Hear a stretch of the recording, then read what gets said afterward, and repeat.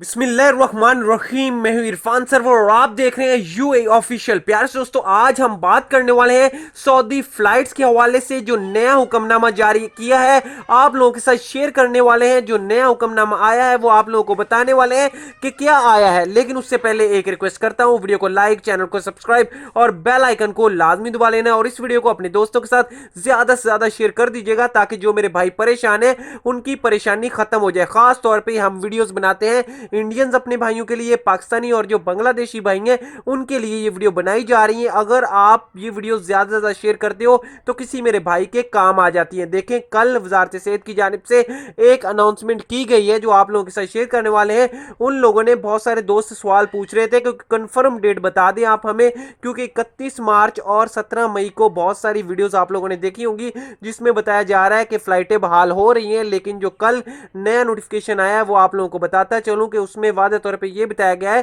कि हम अभी तक नोट कर रहे हैं कि किन कंट्रीज में कोरोना केसेस बढ़ रहे हैं और किन कंट्रीज में कोरोना केसेस कम हो रहे हैं। 2 से 4 दिन के अंदर एक नया स्केड्यूल आएगा जो आप लोगों के साथ शेयर करेंगे। उसमें वादा तौर पे ये बताया जाएगा कि किन कंट्रीज के लिए फ्लाइटें बहाल होंगी और किन के लिए नहीं होंगी।